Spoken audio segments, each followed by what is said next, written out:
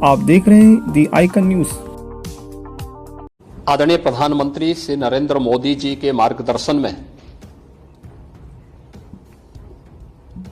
देश की नई संसद में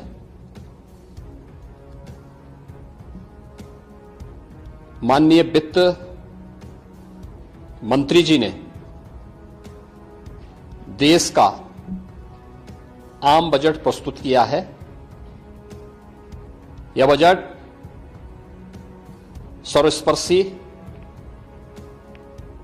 सर्वसमावेशी, विकासोन्मुख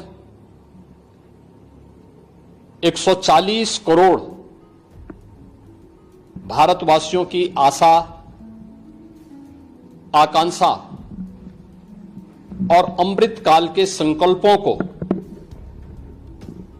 पूरा करने वाला सिद्ध होगा। आम बजट 2024-25 आत्मनिर्भर एवं विकसित भारत के निर्माण का एक आर्थिक दस्तावेज है। इस आम बजट में अंत्योदय की पावन भावना,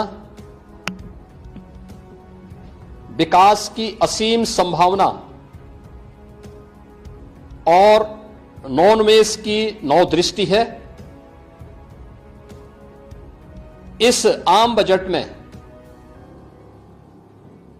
अन्नदाता किसानों की समृद्धि के लिए 1,52,000 करोड़ रुपए, कृषि और सहायक सेक्टर के लिए, महिला सशक्तिकरण के लिए 3 लाख करोड़ रुपए से अधिक का प्रावधान किया गया है।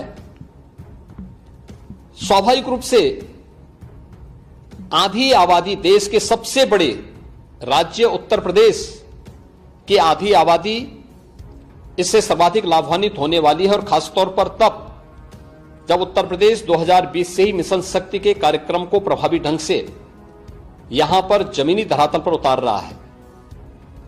सर्वाधिक अन्नदाता किसान उत्तर प्रदेश के अंदर निवास कर रहा है। उन अन्नदाता किसानों की समृद्धि में आज संसद में प्रस्तुत आम बजट बड़ी भूमिका का निर्वहन करने वाला है।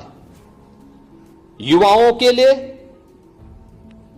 लाखों नौकरियों के साथ साथ मध्यम वर्गीय परिवार के लिए प्रत्यक्ष कर यानी इनकम टैक्स में जो नए टैक्स स्लैब की घोषणा हुई है, ये सभी अभिनंदनीय है, स्वागत योग्य है। इस पूरे बजट को अगर मैं कह सकता हूं कि यह बजट भारत को $5 ट्रिलियन की इकोनॉमी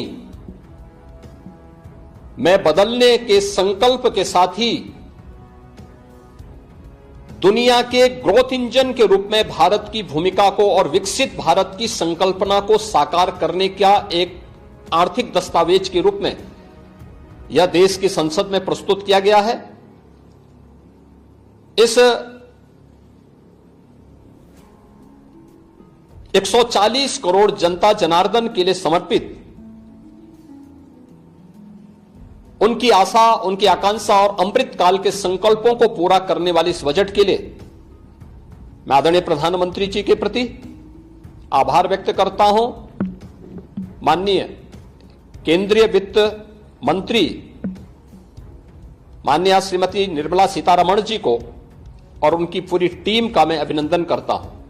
मध्यम वर्ग को राहत देने के लिए आम बजट में जो उपाय किए गए उसको लेकर देखिए, मध्यम वर्गीय परिवार में टैक्स के बारे में सबसे बड़ी छूट आज उपलब्ध हुई है, और यह लंबे वर्ष समय से यह मांग चली आ रही थी। 3 लाख तक के प्रत्यक्ष कर यानी इनकम टैक्स में कोई भी टैक्स नहीं लगेगा।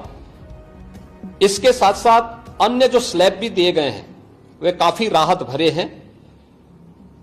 अलग अलग सेक्टर के लिए जो प्रावधान किए गए हैं, गांव के लिए, गरीब के लिए, किसान के लिए, नौजवान के लिए, एमएसएमई सेक्टर के लिए, ये लाखों नौकरियों को क्रिएट इससे होगा। इंडस्ट्री के लिए जो प्रावधान किए गए हैं, मुझे लगता है ये सभी स्वागत योग्य हैं और नौजवानों के लिए, समाज के हर तबके के लिए, महिला सशक्तिकरण के लिए, अन्नदाता किसानों के लिए, सभी तबके के लिए जो कुछ भी प्रावधान इसमें किया गया है, मैं कह सकता हूं कि यह राम राज्य की अवधारणा को साकार करने वाला एक सर्वस्पर्शी, सर्वसमावेशी और विकासोन्मुख बजट के रूप में यह मोदी 3 का यह पहला बजट जाना जाएगा।